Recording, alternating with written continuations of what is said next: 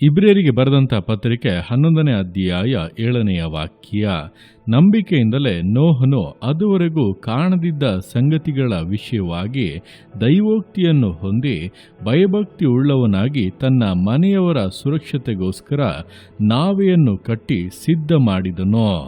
ಈ ವಾಕ್ಯದಲ್ಲಿ ನಂಬಿಕೆಯ ಕುರಿತಾಗಿ ತಿಳಿಸುತ್ತಾ ನುಡಿದಂಥ ಸಂಗತಿಗಳನ್ನು ವಿವರಿಸಲಾಗಿದೆ.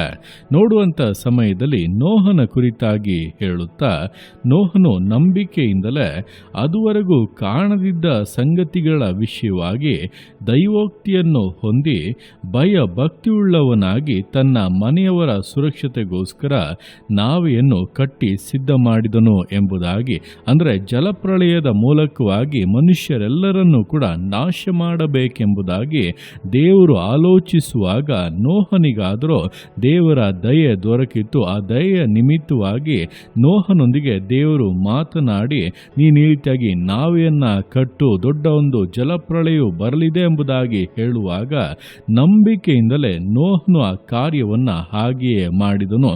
ನೋಡುವಾಗ ದೇವರು ಹೇಳುತ್ತಾ ಇದ್ದಾರೆ, ಆದರೆ ನಡೆಯುವ ಹಾಗೆ ಕಾಣುತ್ತಾ ಇಲ್ಲ ಎಂಬುದಾಗಿ ಅಂದುಕೊಂಡು ನೋಹನು ಸುಮ್ಮನೆ ಕೂರದೆ ದೇವರು ಹೇಳಿದ ಮೇಲೆ ಖಂಡಿತವಾಗಿ ಅದು ನಡೆಯುತ್ತದೆ ಎಂಬಂತ ನಂಬಿಕೆಯಿಂದ ಭಯಭಕ್ತಿ ಉಳ್ಳವನಾಗಿ ದೇವರ ಮಾತಿನಂತೆಯೇ ಎಲ್ಲವನ್ನ ಮಾಡಿದ್ದರಿಂದ, ನಾವೆಯನ್ನ ಕಟ್ಟಿ ಸಿದ್ಧ ಮಾಡಿದ್ದರಿಂದ ನೋಹನು ಅವನ ಕುಟುಂಬವು ಬಂದಂತ ಜಲಪ್ರಳಯದಿಂದ ತಪ್ಪಿಸಲ್ಪಡುವಂತೆ, ನಂತರ ದೇವರ ಕುಟುಂಬವನ್ನು ಆಶೀರ್ವದಿಸುವಂತೆ ವಿಷಯಗಳು ಬದಲಾದವು.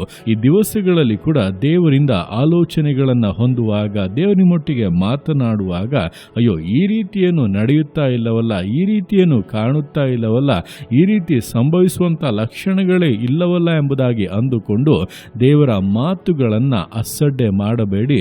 ಕಾರಣ ಆತನು ಹೇಳಿದ ಮೇಲೆ ಖಂಡಿತವಾಗಿ ನೆರವೇರಿಯೇ ನೆರವೇರುತ್ತದೆ.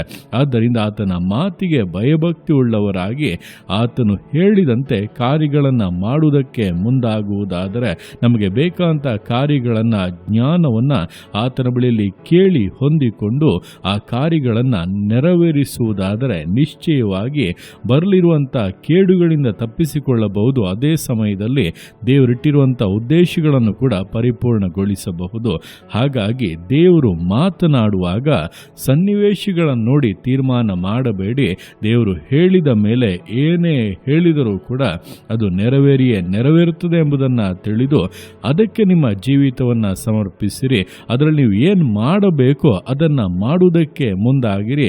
ದೇವರಿಂದ ಬಲವನ್ನು, ಕೃಪೆಯನ್ನು, ಜ್ಞಾನವನ್ನು ಅಪೇಕ್ಷಿಸಿ ವಿಧೇಯತೆಯಿಂದ ಜೀವಿಸಿ ನಡೆಯಬೇಕಾದದ್ದು ನಡೆಯುತ್ತದೆ. ದೇವರು ಹೇಳಿದ್ದು ಹಾಗೆ ಪರಿಪೂರ್ಣಗೊಳ್ಳುತ್ತದೆ.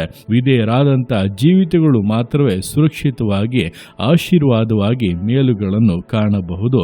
ಆ ರೀತಿಯಾಗಿ ದೇವರ ಮಾತಿಗೆ ಭಯಭಕ್ತಿಯಿಂದ ವಿಧೇಯರಾಗಿ ಸಮರ್ಪಣೆಯಿಂದ, ದೃಢತೆಯಿಂದ ವಿಶ್ವಾಸ ಜೀವಿತಗಳನ್ನು ಮುನ್ನಡೆಸೋಣ. ದೇವರ ಕರಗಳಲ್ಲಿ ಸಮರ್ಪಿಸಿ ಪ್ರಾರ್ಥಿಸೋಣ. ಯೇಸುವೆ ಸ್ತೋತ್ರ ರಾಜ, ಕೊಟ್ಟಂಥ ಈ ದಿವಸಕ್ಕೋಸ್ಕರ ಸ್ತೋತ್ರ ಕರ್ತನೆ. ಈ ದಿವಸ ನಿನ್ನ ಕರಗಳಲ್ಲಿ ಸಮರ್ಪಿಸ್ತಾನೆ. ಪ್ರತಿಯೊಂದು ಜೀವಿತಗಳನ್ನು ನೀನು ಆಳ್ವಿಕೆ ಮಾಡು, ಬಲಪಡಿಸು ಕರ್ತನೆ.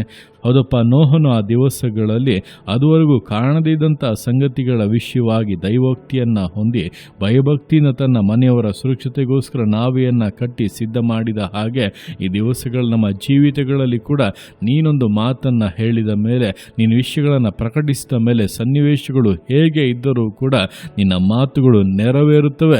ಅದಕ್ಕೆ ಅಪ್ಪ ನಮ್ಮನ್ನು ಸಮರ್ಪಿಸುವುದಕ್ಕೂ, ಭಯಭಕ್ತಿಯಿಂದ ಕಾರ್ಯಗಳನ್ನು ಮಾಡುವುದಕ್ಕೂ, ವಿಧೇಯತೆಯಿಂದ ನಡೆಯುವುದಕ್ಕೂ ಒಬ್ಬೊಬ್ಬರಿಗೂ ಸಹಾಯ ಮಾಡು.